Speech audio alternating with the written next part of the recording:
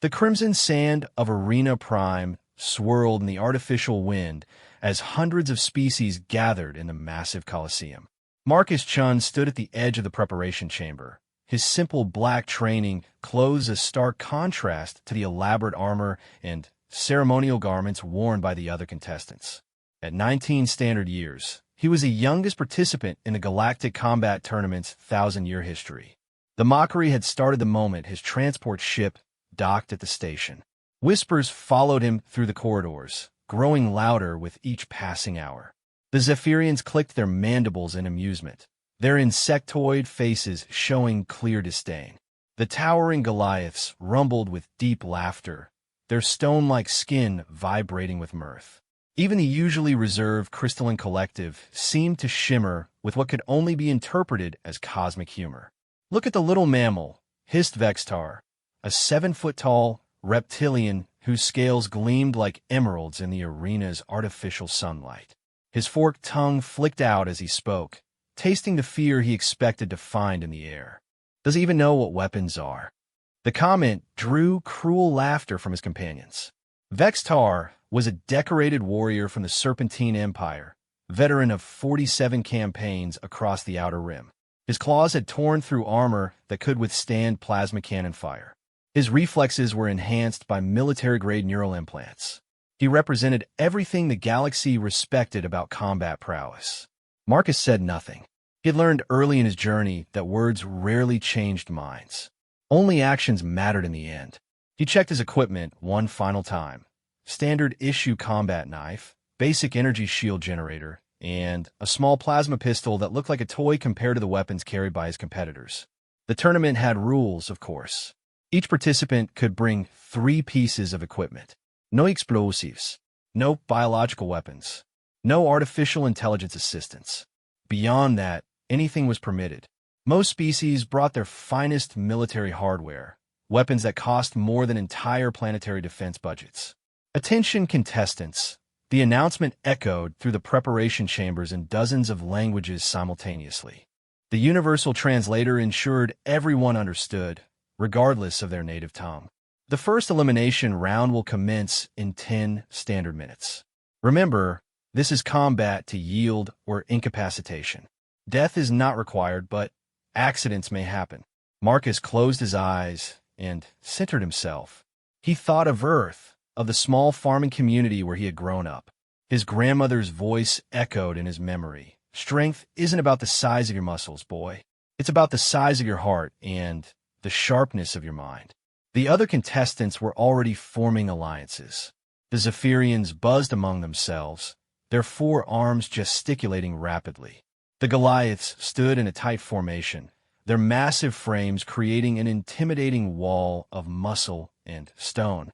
The ethereal beings floated together, their translucent forms shimmering with barely contained energy.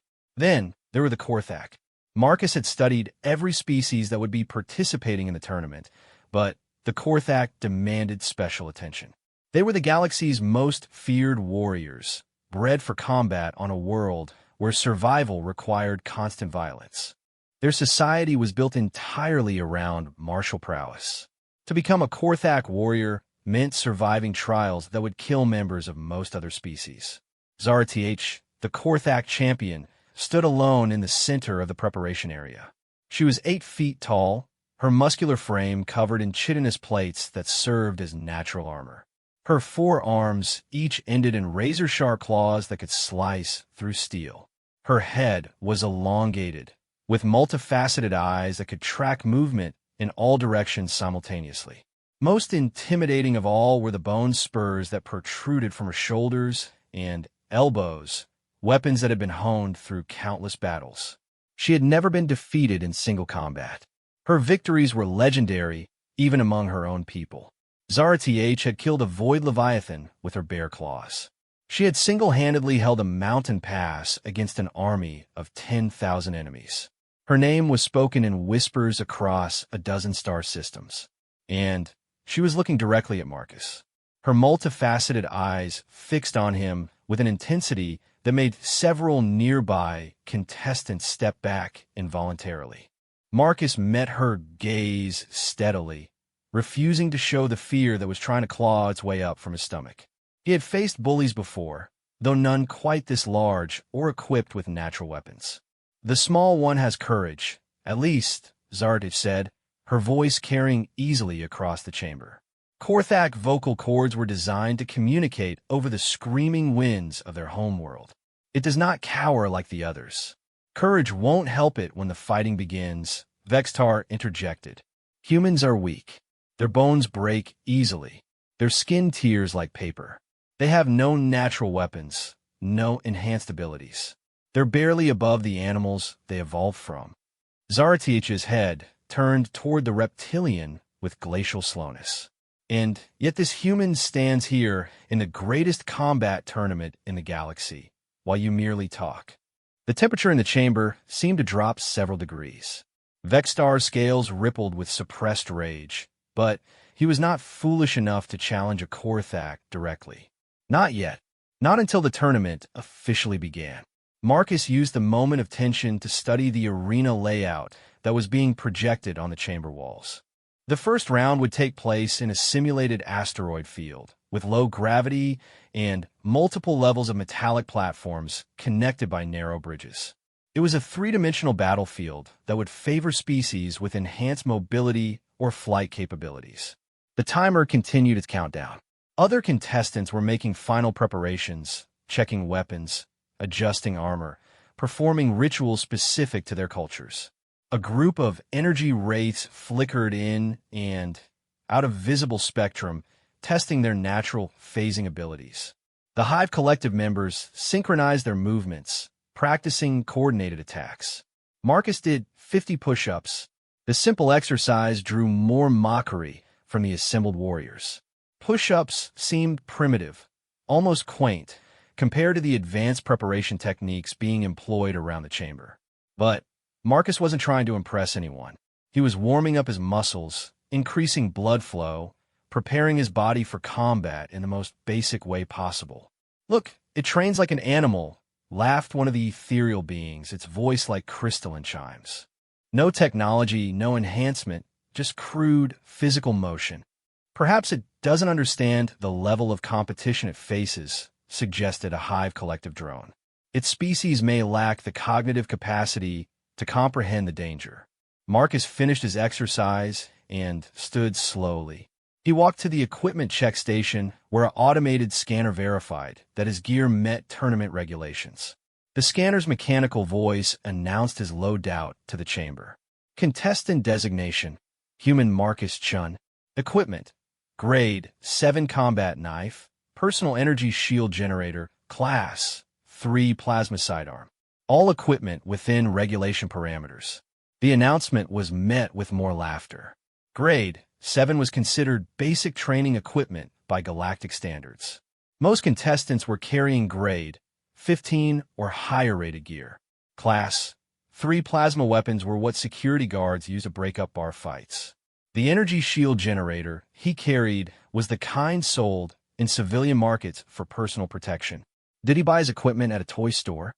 Vextar's question drew appreciative hisses from his companions. Maybe he doesn't understand the difference, suggested another contestant. Humans are supposed to be remarkably ignorant about advanced technology. Marcus continued his preparations in silence. He checked the charge level on his shield generator, verified that his knife was properly secured in its sheath, and made sure his plasma pistol's safety was engaged. Basic equipment required basic maintenance, but it also meant fewer things could malfunction when they were needed most. The chamber's lighting shifted to a warning amber as the countdown entered its final minute. Contestants began moving toward the arena entrance, a circular portal that led to the transport tubes.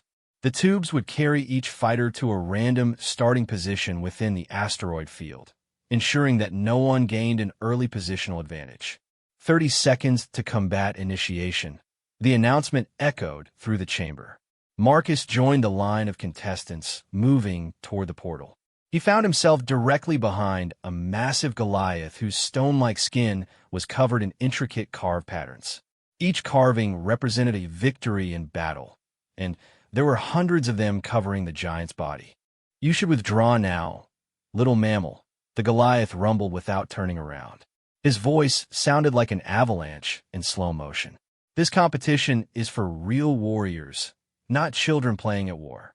I appreciate the concern, Marcus replied calmly, but I'll see how it goes. The Goliath's massive head turned, and Marcus found himself looking up at eyes like molten gold.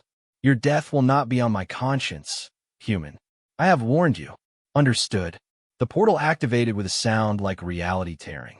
One by one, contestants stepped through and vanished into the transport system. The Goliath ahead of Marcus ducked slightly to fit through the opening, and then it was Marcus's turn. He stepped through the portal and felt the familiar sensation of matter transmission. For a split second, his consciousness existed in a state between dimensions, neither fully physical nor completely energy. Then, he materialized on a small metallic platform floating in the simulated asteroid field. The arena was vast, easily a kilometer in diameter and height. Hundreds of platforms of various sizes floated in seemingly random patterns, connected by bridges that ranged from wide walkways to narrow beams barely suitable for single-file movement. Artificial gravity generators created pockets of different gravitational orientation, so that contestants could find themselves walking on walls or ceilings depending on their location. Marcus's platform was roughly circular, about 10 meters across, with 3 bridges extending toward other platforms. He could see other contestants materializing on distant platforms, their forms made tiny by the arena scale.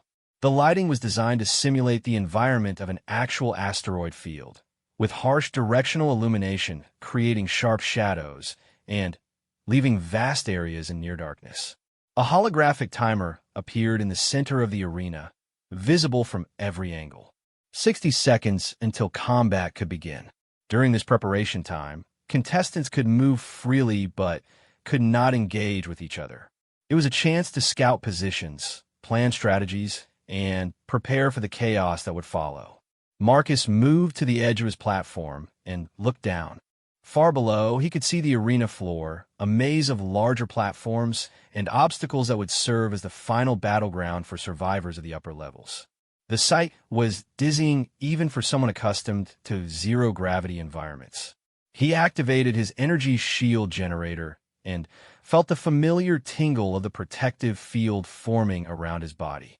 The shield wouldn't stop everything, but it would absorb the first few hits from energy weapons and reduce the impact of physical attacks. Every advantage mattered in a fight like this. Around the arena, other contestants were making their own preparations. He could see Vextar on a platform 2 levels above. The reptilian scales now shifted to a mottled brown that helped him blend with the metallic surfaces. Several ethereal beings had already begun phasing in and out of visibility, testing the arena's sensors and looking for blind spots. The Korthak champion, Zareth, stood motionless on a platform directly across from Marcus. Even at this distance, he could feel the weight of her attention. She was studying him with the same intensity a predator might show when evaluating potential prey. The timer reached 30 seconds. Marcus drew his knife and checked its edge one final time. The blade was simple steel alloy, nothing exotic or enhanced, but it was sharp and balanced. He had spent countless hours training with similar weapons, learning to treat them as extensions of his own body. 20 seconds. Around the arena, weapons were being readied. Plasma rifles charged with ominous whines. Energy blades activated with crackling hums. The Goliath he had spoken with earlier was testing what appeared to be a war hammer the size of a small tree. 10 seconds. Marcus took a deep breath and centered himself.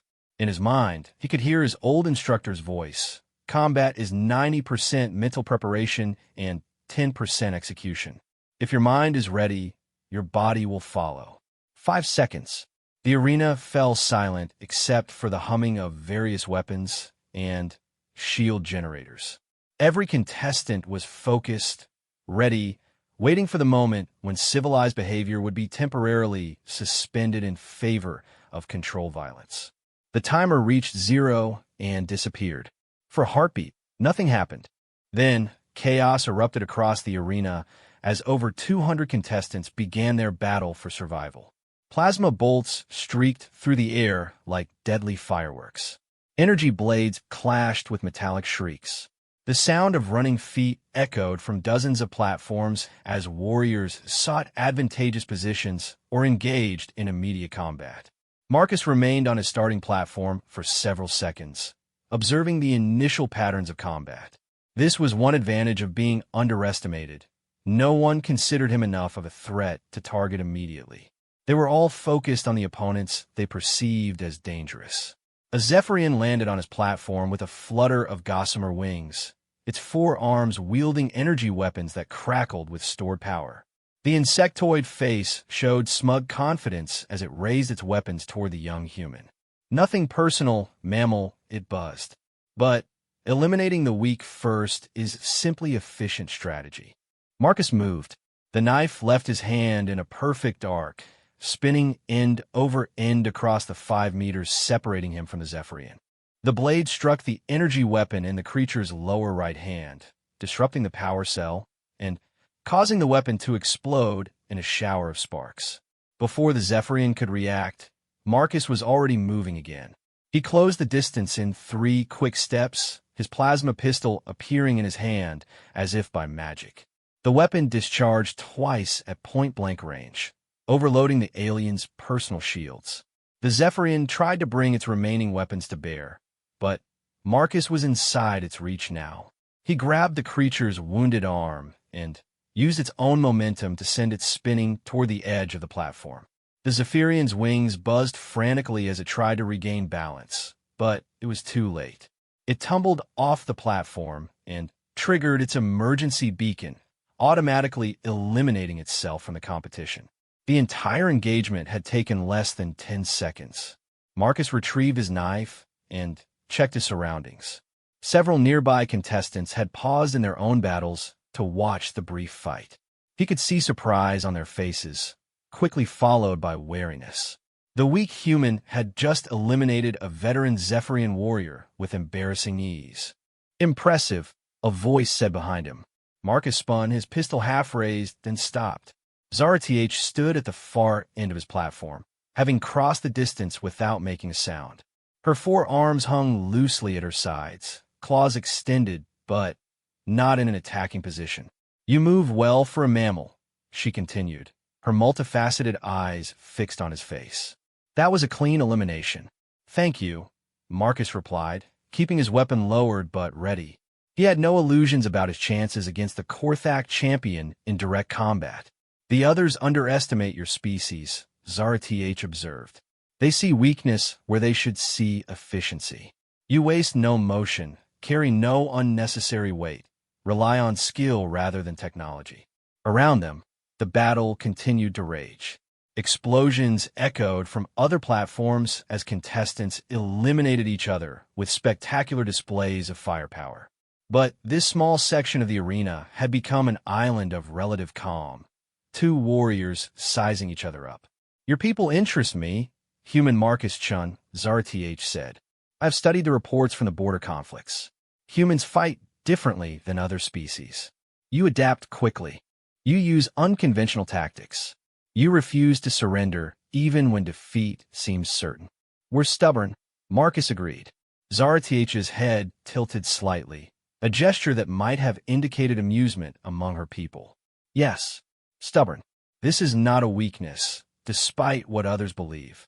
She turned toward one of the bridges leading away from the platform. "I will not fight you today, human Marcus Chun. You have earned the right to prove yourself against worthier opponents." With that, she leaped across to the next platform in a single bound, her powerful legs carrying her 8-foot frame across a gap that would have challenged most other species. Marcus watched her go, feeling both relief and confusion. Why had the galaxy's deadliest warrior shown him what seemed almost like respect? The answer would have to wait. More contestants were converging on his position, drawn by the commotion of his fight with the Zephyrian. Marcus could see a group of 3 reptilians moving across the bridges toward him, Vextar in the lead. "Time to see if that was luck or skill. Little mammal," Vextar called out as he approached. Marcus checked his equipment one more time, made sure his footing was secure, and prepared for his second fight of the day. Around the arena, the elimination count was climbing steadily. Nearly 50 contestants had already been removed from competition, their emergency beacons creating brief flashes of light as the transport system carried them to medical facilities. The real tournament was just beginning. As Vextar and his companions reached his platform, Marcus found himself thinking about the long journey that had brought him here. The months of preparation, the doubts of his superiors, the skepticism of the galactic community. They all expected him to fail quickly and quietly, providing nothing more than brief entertainment value. They were about to discover just how wrong they could be. The three reptilians spread out across the platform, trying to surround him. Marcus smiled slightly and shifted his stance, ready to show the galaxy what humans were really capable of when pushed to their limits. The mockery was about to stop. Hashtag, they mocked the young Terran. Then, their deadliest warrior pledged loyalty. Hashtag, second part, the three reptilians moved with the coordinated precision of pack hunters. Vextar approached from the front while his companions, Esikana and Threxant, circled to flank Marcus from both sides. Their scales had shifted to match the metallic surfaces of the platform, making them harder to track in the shifting shadows of the arena lighting. Marcus evaluated his options in the span of a heartbeat. The platform was circular, about 10 meters across, with 3 bridges extending outward. The reptilians had positioned themselves to block 2 of the bridges, leaving him only one escape route. It was a classic tactical maneuver designed to force their prey into a predictable path. 3 against 1 seems unfair, Marcus observed, his voice carrying clearly across the platform despite the chaos of battle echoing from other parts of the arena. Life is rarely fair, mammal, Vextar hissed, his forked tongue flicking out to taste the air. Survival belongs to the strong, the clever, the well-prepared. You are none of these things. The reptilian's confidence was understandable. His species had evolved as apex predators on a world where cunning and ruthlessness determined survival. Their reflexes were enhanced by military-grade neural implants. Their claws could tear through advanced armor. Their scales provided natural protection against most energy weapons. Marcus shifted his weight slightly, drawing their attention to his apparent preparation to flee toward the unblocked bridge. All 3 reptilians adjusted their positions accordingly, tightening their formation to cut off his escape route. Instead of running, Marcus dropped. He fell flat against the platform surface just as Vextar lunged forward with claws extended. The reptilian's strike passed through empty air where Marcus's torso had been a moment before. Before Vextar could adjust, Marcus rolled backward between the alien's legs and came up behind him. The plasma pistol discharged twice at point-blank range into Vextar's back. The reptilian's natural armor absorbed most of the damage, but the energy surge disrupted his neural implants and sent him stumbling forward with a pained hiss. Esikina and Threxion reacted instantly, converging on Marcus for both sides. Their claws whistled through the air in coordinated slashing attacks that would have shredded a less agile opponent. Marcus twisted between their strikes like water flowing around stones, his knife appearing in his free hand as he moved. The blade caught Esikina across the wrist, parting scales and drawing a line of green blood. The reptilian shrieked and pulled back, giving Marcus the opening he needed to sidestep Threxion's follow-up attack. Impossible, Threxion snarled. Mammals cannot move that fast. You might want to update your data, Marcus replied, his knife dancing in small circles as he maintained distance from all 3 opponents.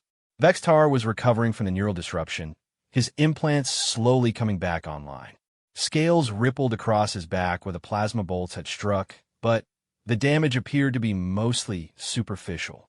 He turned toward Marcus with murder in his reptilian eyes. Lucky shots, Vextar growled. Let's see how you handle a real fight.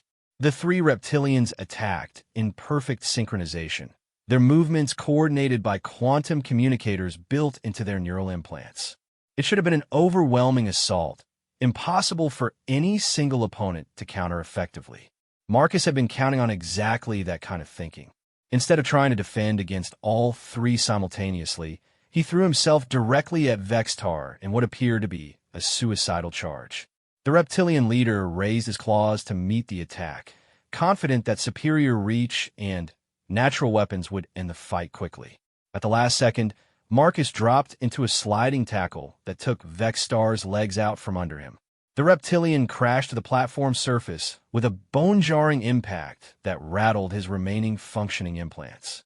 Before Esikina and Threxion could adjust to this unexpected development, Marcus was rolling again, his energy shield flaring as their claws raked across its protective field. The shield generator whined under the strain, but held, buying him the precious seconds needed to regain his footing. The knife flew from his hand in another perfect throw, striking Esikina's weapon arm, and causing her plasma rifle to discharge harmlessly into the arena's superstructure. The wounded reptilian hissed in pain and rage, green blood dripping from between her scales. Marcus's plasma pistol tracked toward Threxion, but the weapon clicked empty. The power cell had been drained by the previous shots, leaving him with only his fists and whatever improvised weapons he could find. Threxion smiled, revealing rows of needle-sharp teeth. "Now you die, mammal." The reptilian charged forward with claws extended, moving with deadly speed and precision. Marcus grabbed a piece of debris from the platform surface and hurled it at Threxion's multifaceted eyes. The alien ducked instinctively, giving Marcus the opening he needed to close distance. What followed was a brutal display of hand-to-hand combat that would be analyzed by military strategists across the galaxy for years to come. Marcus fought with a combination of techniques drawn from dozens of human martial arts traditions, adapted for combat against non-human opponents with different physiological advantages. He used Threxion's own momentum against him, redirecting claw strikes into empty air. He targeted nerve clusters that were similar across most reptilian species. He employed leverage and timing to compensate for the significant difference in raw physical strength. When Threxion tried to grab him with both hands, Marcus slipped the hold and landed a crushing elbow strike to the reptilian solar plexus. When Esikina attempted to flank him while nursing her wounded arm, he grabbed her injured wrist and used it as a lever to throw her into Threxion. Vextar was struggling to his feet, his implants still malfunctioning from the earlier plasma strikes. "This is impossible," he repeated, his voice hoarse with disbelief. "Humans are weak, primitive. They have no enhanced reflexes, no natural weapons. No." His words were cut off as Marcus's retrieved knife found the gap between two scales on his throat. The blade pressed just hard enough to draw a thin line of green blood without causing serious injury. "Yield," Marcus said quietly. Around them, the arena continued to echo with the sounds of combat. Explosions flashed in the distance as other contestants eliminated each other with increasingly desperate tactics. But this small platform had become an island of sudden stillness. Vextar's eyes met Marcus's for a long moment. The young human's face showed no triumph, no gloating, just professional determination. The reptilian realized with crystalline clarity that he was completely outmatched. He yelled, "Vextar visprid." Esikina and Threxion looked at their leader with shock and disbelief. In their culture, surrender was considered the ultimate shame, worse than death in combat. But they could see the reality of their situation. The human had systematically dismantled their coordinated attack and defeated all three of them without sustaining serious injury. "We yield," Threxion said reluctantly, his voice barely audible. Marcus stepped back and lowered his knife. The three reptilians activated their emergency beacons and vanished in flashes of transported light, eliminated from the tournament, but still alive. It was more mercy than they had planned to show him. As silence settled over the platform, Marcus became aware that the surrounding combat had diminished significantly. He looked around and realized that other contestants on nearby platforms had stopped their own fights to watch his battle with the reptilians. Dozens of alien faces were staring at him with expressions ranging from shock to fear to grudging respect. The elimination count floating in the arena's center showed that nearly half the contestants had been removed from competition. The tournament was entering its middle phase, where surviving fighters would face increasingly difficult opponents as the field narrowed. Marcus reloaded his plasma pistol with a fresh power cell and checked his energy shield generator. The device was running at 60% capacity after absorbing the reptilian claw strikes, but it would recharge gradually as long as it wasn't actively defending against attacks. A new sound reached his ears from the platform above, the distinctive whistle of energy wraith phase shifting. Marcus looked up to see 3 translucent figures materializing on the overhanging structure. Energy wraiths were notorious for their ability to become partially incorporeal, allowing them to pass through solid matter and avoid most conventional attacks. The human fights well for a primitive species, the lead wraith observed, its voice carrying an electronic harmonic that made normal speech sound hollow and distant. But physical combat is irrelevant against opponents who exist partially outside normal spacetime. The 3 wraiths dropped through the platform above, their bodies becoming solid just long enough to land on Marcus's position before phasing back into translucency. It was a standard wraith tactic: become incorporeal to avoid attacks, then solidify briefly to strike at opponents who couldn't effectively fight back. Marcus had encountered energy wraiths before during border skirmishes, though never in single combat. The key to fighting them was understanding that their phase-shifting ability wasn't truly magical. It was a technological enhancement that manipulated their molecular structure, and, like all technology, it had limitations. The wraiths circled him like ghosts, their forms flickering between solid and translucent states. Their weapons were energy-based constructs that could maintain cohesion even when their wielders were phased, making them effectively untouchable opponents for most species. Your victory against the reptilians was impressive, the lead wraith continued, its voice echoing strangely. But we exist beyond the reach of primitive physical weapons. Surrender now, and your elimination will be quick. Marcus smiled. I appreciate the offer, but I think I'll try my luck. He pulled a small device from his belt and activated it with a sharp electronic chirp. The device was a standard emergency beacon, identical to those used by contestants to signal their surrender and withdrawal from the tournament. The wraiths hesitated, confusion evident in their translucent features. You surrender? Not exactly, Marcus replied, and threw the activated beacon directly at the lead wraith. The alien's natural reaction was to phase shift to avoid the incoming projectile. But emergency beacons were designed to work regardless of phase state, using quantum entanglement to maintain tracking locks on their carriers. When the beacon struck the wraith, it immediately established a connection and began transmitting. The arena's automated systems interpreted the signal as a surrender request from the wraith's position. Before the alien could react, transport beams locked onto the beacon's signal and extracted the wraith from the tournament. The remaining 2 wraiths stared in shock as their leader vanished in a flash of light. Impossible, one of them whispered. The beacon should not affect phased matter. It doesn't, Marcus agreed, but the arena's transport system is designed to extract contestants regardless of their phase state. Emergency beacons just tell it where to look. The psychological impact of losing their leader was devastating to the remaining wraiths. Energy wraiths fought as a collective consciousness, sharing thoughts and reactions through quantum-linked implants. The sudden severance of their leader's connection left them disoriented and uncertain. Marcus pressed his advantage, pulling 2 more beacons from his equipment belt. He had quietly acquired the extra devices during the preparation period, trading small personal items with other contestants who hadn't considered their potential tactical value. You have a choice, he said, holding the beacons ready.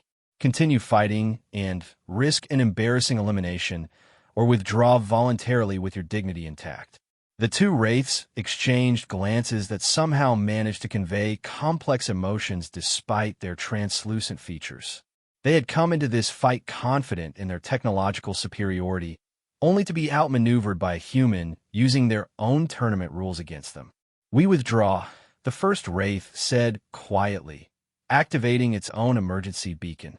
"This victory means nothing," the second Wraith added as its form began to sparkle with transport energy. "You merely exploited a technicality. In real combat, such tricks would not save you." "Probably not," Marcus agreed. "But this isn't real combat. It's a tournament with rules, and rules create opportunities for anyone smart enough to find them." The Wraiths vanished, leaving Marcus alone on his platform once again. Around the arena, the elimination count had dropped below 100 contestants. The tournament was entering its final phase, where survival would require more than luck or clever tactics. A slow clapping sound drew his attention to one of the nearby platforms. Zara TH stood there, her four arms moving in the Korthak gesture of respect for a skilled opponent. Even at this distance, Marcus could see approval in her multifaceted eyes. "Creative problem-solving," she called across the gap between platforms. "Your species shows remarkable adaptability under pressure." "Thank you," Marcus replied. "I learned from watching your fights in the database records." Korthak warriors are known for using every available advantage. Indeed, Zara TH's head tilted slightly. But few species can match our ability to identify such advantages quickly enough to employ them effectively. The conversation was interrupted by a rumbling sound from the arena's superstructure. The tournament organizers were beginning to reconfigure the battlefield for the next phase. Platforms started moving, bridges extended or retracted, and gravity fields shifted to create new tactical challenges. Marcus watched his platform slowly descend toward the arena's main level, where the final eliminations would take place. He could see other survivors making similar transitions, their forms becoming larger and more distinct as the distances between them decreased. The final phase arena was a circular space roughly 50 meters in diameter, surrounded by energy barriers that would prevent anyone from leaving until only 10 contestants remained. Those final 10 would advance to the next round of the tournament, earning the right to compete for the ultimate prize, a position in the Galactic Defense Force's elite strike teams. As his platform settled onto the arena floor with a soft thud, Marcus counted the other survivors. 63 contestants had made it through the elimination rounds, including himself. Among them, he recognized several of the galaxy's most decorated warriors: Korthak battle masters, crystalline collective strategists, Goliath champions, and representatives from a dozen other species known for their combat prowess. And Zaratich, standing motionless near the arena's center like a statue carved from living bone and kite. The energy barriers activated with a sound like thunder, sealing all the survivors inside the final combat zone. A new timer appeared overhead, counting down from 10 minutes. When it reached 0, the barriers would deactivate, and only 10 contestants would be allowed to leave. "Welcome to the final elimination phase," the arena's announcement system declared. "Combat will continue until 53 contestants have been eliminated. All weapons and abilities are permitted. Victory conditions remain the same: yield or incapacitation." Marcus checked his equipment one final time. His knife was sharp, his plasma pistol was fully charged, and his energy shield generator had recharged to 80% capacity. He had no more emergency beacons to use as improvised weapons, but he had learned something valuable during the previous fights. The galaxy's warriors were used to fighting opponents who relied on superior technology or enhanced physical capabilities. They expected enemies to follow predictable tactical patterns based on biological advantages or cultural training. They were not prepared for someone who treated the rules of engagement as just another tool to be exploited. A crystalline collective champion approached from his left, its geometric form reflecting the arena lighting in dazzling patterns. Crystalline beings were living silicon constructs, virtually immune to physical damage, and capable of projecting devastating energy attacks from their faceted surfaces. "Human Marcus Chun," the crystalline being spoke with a voice like breaking glass. "Your performance has been noted by the collective. We offer alliance. Together we can eliminate several competitors before turning on each other." It was a logical proposal. Temporary alliances were common in the final phases of large tournaments, allowing weaker contestants to survive longer by combining their abilities. The Crystalline Collective was known for its strategic thinking and long-term planning. Marcus considered the offer for exactly 3 seconds, then shook his head. "Thanks, but I prefer to fight my own battles." The Crystalline Champion's form shifted slightly, angles realigning in what might have been disappointment. "Your choice. Do not expect mercy when we meet in combat." "Wouldn't dream of it," Marcus replied. Around the arena, other contestants were forming similar alliances or positioning themselves for the coming chaos. The timer showed 8 minutes and counting. Soon, the confined space would become a battlefield where only the strongest, smartest, or luckiest would survive. Marcus moved toward an area of the arena that offered good visibility and multiple escape routes. He had no intention of hiding until the end, but he also wasn't going to charge blindly into combat against overwhelming odds.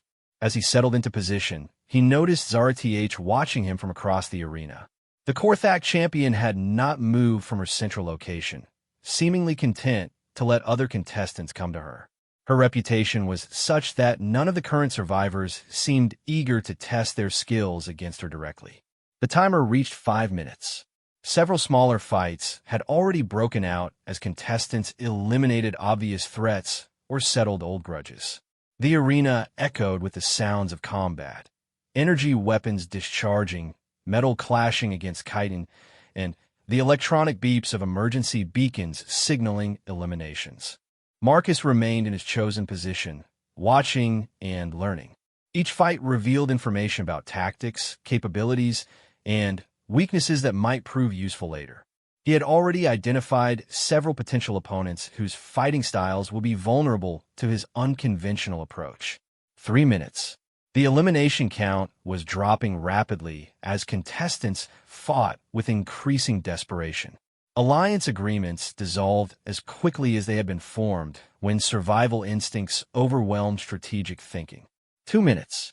Marcus could see that he would soon be forced into combat, whether he wanted it or not. The remaining contestants were being compressed into a smaller and smaller space as the energy barriers contracted inward. 1 minute. 22 contestants remained. 12 more eliminations were needed before the final phase would end. 30 seconds. A massive Goliath champion charged directly at Marcus, apparently deciding that the human represented an easy elimination that would improve the giant's own survival chances. Marcus smiled grimly and prepared to show the galaxy that humans were just getting started. They mocked the young Terran. Then their deadliest warrior pledged loyalty third part. The Goliath champion thundered across the arena floor like a living avalanche. Korexthal stood 12 feet tall and weighed nearly 1,000 pounds, his stone-like skin covered in battle scars that told the story of countless victories. Each carved symbol on his massive frame represented a defeated enemy, and there were hundreds of them etched into his granite flesh. Marcus had perhaps 5 seconds before the giant reached him. Against an opponent of such massive size and evident power, conventional wisdom suggested either running or finding allies. Marcus did neither. He ran directly toward the charging Goliath. The unexpected response caused Korexthal to hesitate for a fraction of a second, his molten gold eyes widening in surprise. In that brief moment of uncertainty, Marcus dropped into a slide that carried him directly between the giant's tree trunk legs. As he passed beneath the Goliath, Marcus drew his knife and struck upward at the back of Korexthal's knee joint. The blade found the narrow gap between overlapping stone plates and sliced through the organic cables that served as the giant's tendons. Korexthal roared in pain and surprise, his massive form toppling forward like a falling mountain. The impact when he struck the arena floor created a shockwave that knocked several nearby contestants off balance. Marcus rolled clear of the falling giant and came up running, his knife already back in its sheath.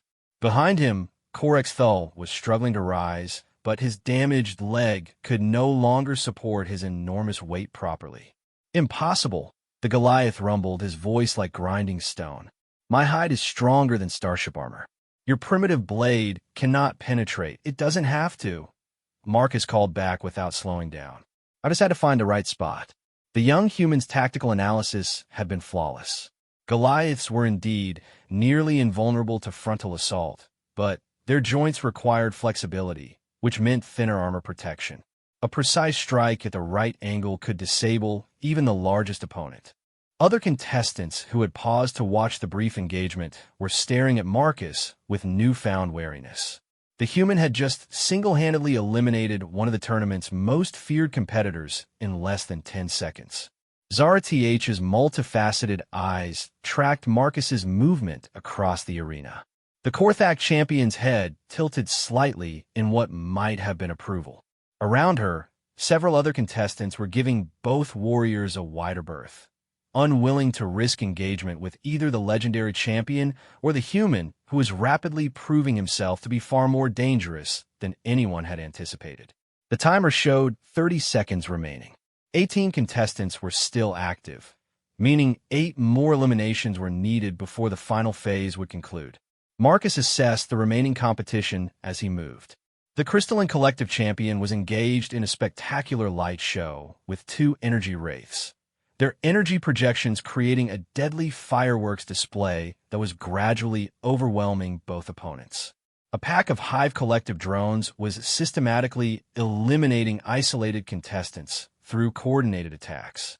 Most dangerous of all, a Void Walker had emerged from the shadows near the arena's edge.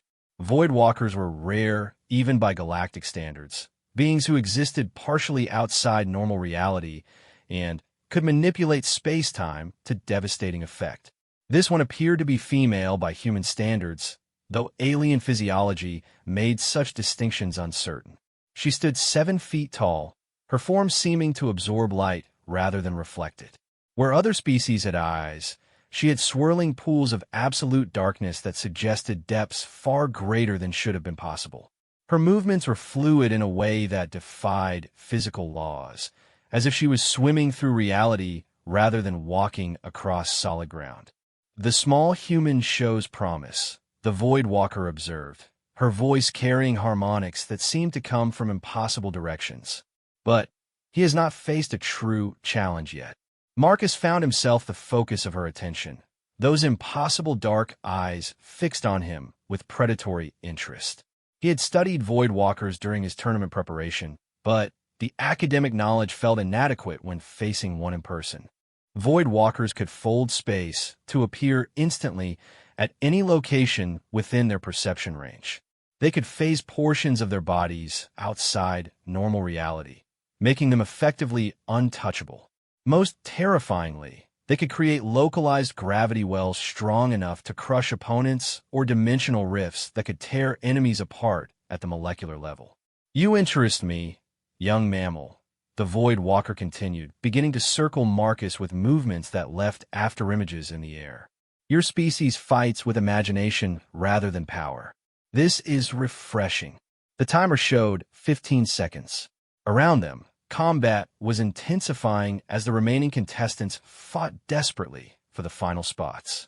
Explosions echoed through the arena as weapons discharged at maximum power. I appreciate the sentiment, Marcus replied, keeping his eyes fixed on the Void Walker while remaining aware of other potential threats. But I get the feeling this isn't a social conversation. The alien's laugh sounded like reality tearing. Perceptive. Yes, I intend to eliminate you. But first, I want to understand what makes your species so persistent. 10 seconds. 14 contestants remained. We're stubborn, Marcus said, echoing his earlier response to Zarath. And we don't like being told we can't do something. Stubborn, the Void Walker repeated, tasting the word. Yes, I can see that. You should not have survived this long. By all logical analysis, you should have been eliminated in the first round. Yet here you stand, having defeated opponents who far exceed your apparent capabilities. 5 seconds. The Crystalline Champion's energy projections finally overwhelmed the last energy wraith, reducing the count to 13 contestants. The timer reached 0 with an electronic chime that echoed through the arena. Energy barriers flickered back to life, but Now they were configured to prevent anyone from entering rather than leaving. The final 10 contestants had been determined. Marcus looked around and felt a surge of satisfaction. He had not only survived the elimination rounds, but had done so while defeating some of the galaxy's most respected warriors. The mockery that had followed him into the tournament had been replaced by wary respect. The surviving contestants formed an impressive collection of the galaxy's deadliest beings. Besides Marcus, Zar-TH, and the Voidwalker, there was the Crystalline Champion, 2 Hive Collective drones, a massive ethereal being whose translucent form crackled with barely contained energy, a Titan-class combat android, a Dragonkin warrior whose scales gleamed with inner fire, and a being that Marcus couldn't immediately identify, but whose presence made his survival instinct scream warnings.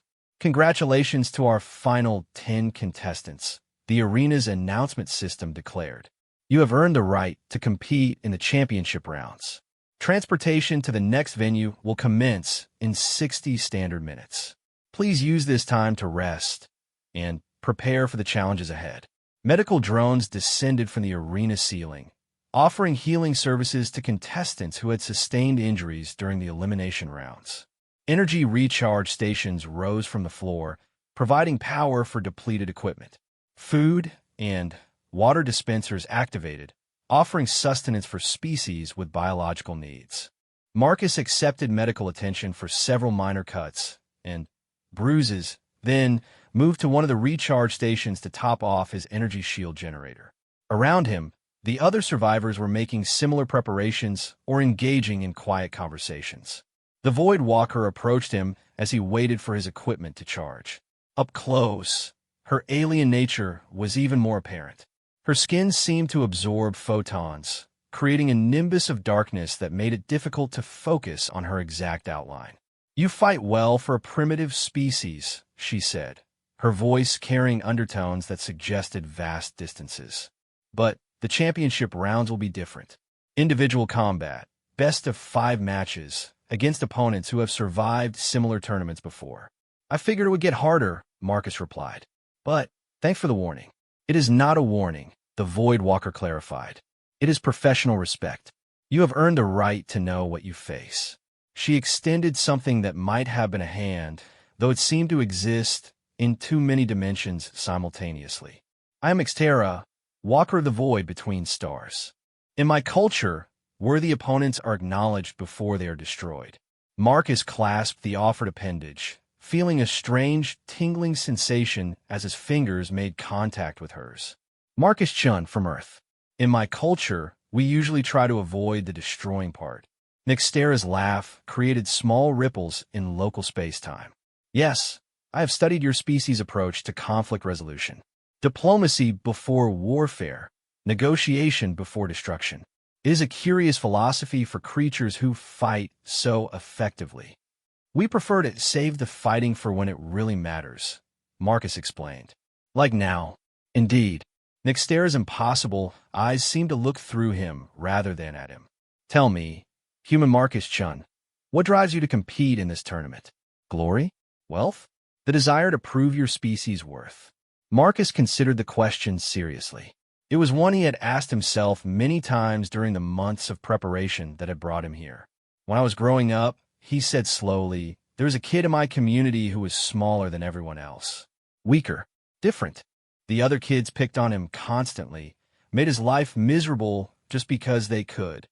He paused, checking the charge level on his shield generator. "One day I decided I'd had enough. I stood up to the bullies, even though they were bigger and stronger than me. Got my ass kicked, but it didn't matter. Someone had finally shown the little guy that he wasn't alone. And this relates to your presence here, how?" Nixtera asked, though her tone suggested she already understood. "Humanity is the little guy in galactic society," Marcus continued. "Newest species, weakest military, least advanced technology. Most of the galaxy sees us as barely worth noticing. Some see us as potential threats to be eliminated before we become problems." He gestured toward the arena around them. "So I'm here to show them that being small doesn't mean being helpless. That being different doesn't mean being weak. that humans deserve to be taken seriously. Nixtera was quiet for a long moment, her dark eyes fixed on his face with an intensity that made reality seem to bend around her. You fight not for personal glory, but for the honor of your entire species. Something like that. This explains much about your performance here, she mused. Warriors who fight for themselves can be predicted, manipulated, defeated through appeals to self-preservation. But those who fight for something greater than themselves. She trailed off, her form seeming to flicker between dimensions. They're dangerous, Marcus finished. Precisely. Nixtera stepped back, her outline becoming more stable. I look forward to our inevitable confrontation, human Marcus Chun. It will be instructive. She faded into shadows, leaving Marcus alone at the recharge station. Around the arena, other contestants were completing their own preparations or engaging in similar conversations. The psychological warfare had already begun for the championship rounds. Marcus noticed Zarth approaching from across the arena. The Korthak champion moved with the fluid grace of a predator, her forearms swinging in perfect coordination. Other contestants gave her a wide berth as she passed, none willing to risk even accidental provocation. Human Marcus Chun, she said as she reached him. Your performance continues to exceed expectations. Thank you, Marcus replied. Your reputation wasn't exaggerated either. That fight with the Titan-class android was impressive. Zarth's head tilted slightly. During the elimination rounds, she had faced the most advanced combat robot in known space, a machine designed specifically to hunt and kill Korthak warriors. The battle had lasted less than 3 minutes and ended with the android in pieces scattered across the arena floor. The machine fought well, she acknowledged, but it was programmed to counter known Korthak combat techniques. It was not prepared for improvisation. Adaptability seems to be the theme of this tournament, Marcus observed. Indeed, Zarth's multifaceted eyes fixed on him with familiar intensity. Which brings me to why I sought you out. She moved closer, lowering her voice so that their conversation couldn't be overheard by the other contestants. I have studied your species extensively since our first encounter on the platforms above. Humans possess qualities that the galaxy has failed to recognize or appreciate, such as resilience, Zarth began, counting on her clawed fingers, the ability to adapt quickly to new circumstances, willingness to sacrifice individual advantage for group benefit. Most importantly, the capacity to find solutions that others consider impossible. Marcus waited, sensing that she was building towards something significant. In Korthak culture, Zarth continued, strength is measured not just by individual prowess, but by the ability to recognize and ally with other sources of strength. A warrior who fights alone may win battles, but a warrior who inspires others can win wars. She paused, her eyes scanning the other contestants before returning to Marcus. You have inspired me, human Marcus Chun, not through displays of raw power or technological superiority, but through demonstration of principles that my people value above all else. Honor, courage, and the wisdom to fight smart rather than just hard. Marcus felt a chill of premonition. What are you saying? When this tournament concludes, Zarth said formally, regardless of who claims victory, I intend to request assignment to the human military command structure. It would be my honor to serve alongside warriors who understand that true strength comes from within. The implications of her statement hit Marcus like a physical blow. Zarth wasn't just any Korthak warrior. She was their greatest champion, a living legend whose skills were renowned across the galaxy. Her pledge of allegiance to humanity would send shockwaves through every major government and military organization in known space. You're serious, Marcus said, his voice barely above a whisper. Completely. Zarth's expression was as grave as death. I have fought alongside and against warriors from hundreds of species. Never have I encountered opponents who combine tactical brilliance with unshakable moral conviction. Your people represent something new in the galaxy, something worth protecting and serving. Before Marcus could respond, The arena's announcement system activated once again. Final contestants, please prepare for transport to the championship venue. The first round of individual combat will commence in 30 standard minutes. Around them, the other survivors were gathering their equipment and moving toward the transport platforms that had risen from the arena floor. The elimination rounds were over. Now came the real test. As they walked toward the transport area, Zura TH spoke once more. Whatever happens in the championship rounds, know that you have already achieved something remarkable, human Marcus Chun. You have earned the respect of a Korthak battlemaster. That honor has been granted to fewer than a dozen beings in the galaxy's recorded history. Marcus nodded, still processing the magnitude of what she had told him. The tournament had started as a chance to prove that humanity deserved recognition in galactic society. Now it was becoming something much larger, with implications that extended far beyond personal achievement. The transport platform activated with a familiar tingling sensation, and Marcus felt his consciousness disperse in a quantum foam before reassembling in a completely different location. When his vision cleared, he found himself standing in an arena unlike anything he had ever seen before. The championship venue was smaller than the elimination arena, but far more sophisticated. The walls were transparent aluminum, providing spectators with perfect views while protecting them from the chaos of combat. Advanced sensor arrays tracked every movement, vital sign, and equipment status of the contestants. Holographic displays showed real-time tactical analysis and probability calculations. But most impressive of all were the spectators themselves.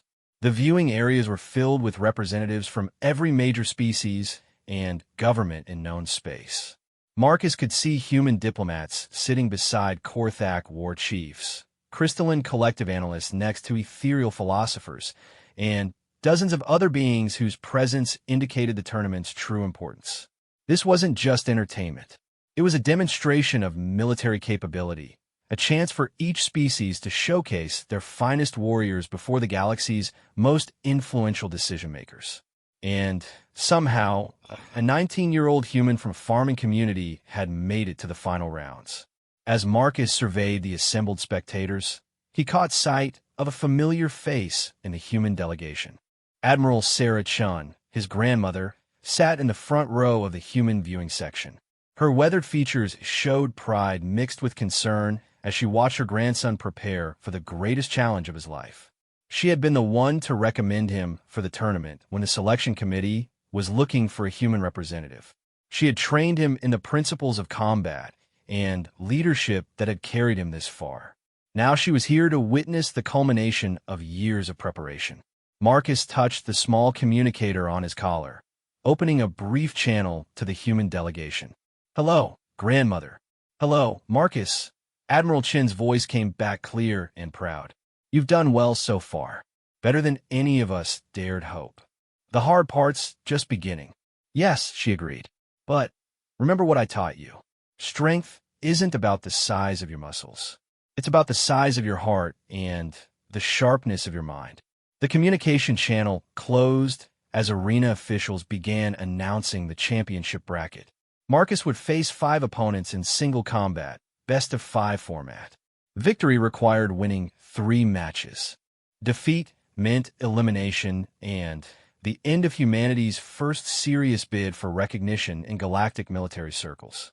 His first opponent was announced: Crystalline Collective Champion Vexnari, master of geometric warfare and energy projection.